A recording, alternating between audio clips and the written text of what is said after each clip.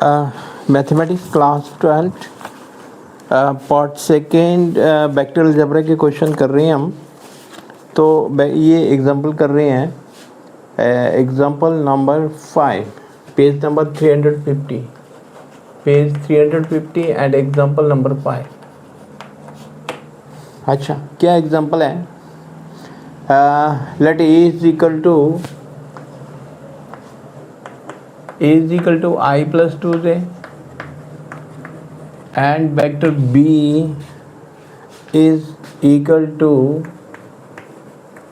2i plus j is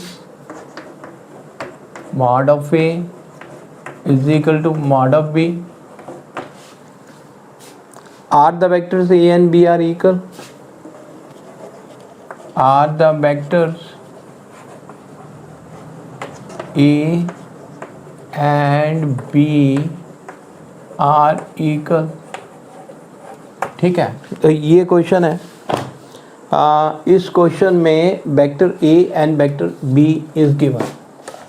vector a is equal to i plus 2j and vector b is given b is equal to 2i plus j। अब हमने इसका mod a निकालना है। ठीक है, suppose करें कि वेक्टर हमारे पास 3 डायमेंशनल ज्योमेट्री में है। It is equal to a i plus b j plus c k, where a b c they are the components along scalar component, they are along x axis y axis and z axis, and i j k be the unit vectors along x axis y axis and z axis.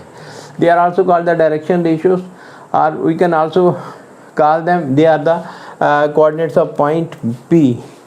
ठीक है, with reference to the region ओ।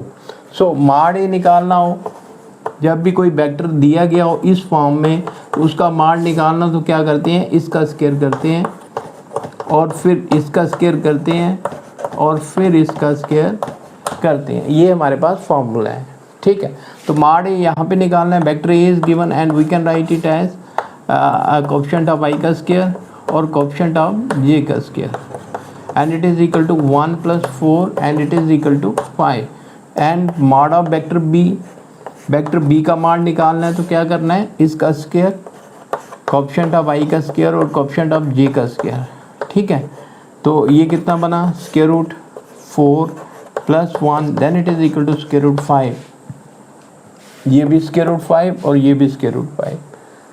क्या उन्होंने पूछा, is mod of a is equal to mod of b, तो mod a is equal to root 5 के बराबर होया and which is equal to mod b. तो इसका आंसर हो गया yes. Are the vectors a and b are equal, a और b बराबर वेक्टर हैं। ये देखें, ये वेक्टर ए है, ये वेक्टर बी है। ठीक है, तो ये vector A along x axis इसका 1 यूनिट है, लेकिन इसका 2 यूनिट है। ठीक है, और इसका इस तरफ 2 यूनिट है, इसका इस तरफ 1 यूनिट है। So they are not equal. ठीक है, तो vector a is not equal to vector b. What, mod of a is equal to mod of B.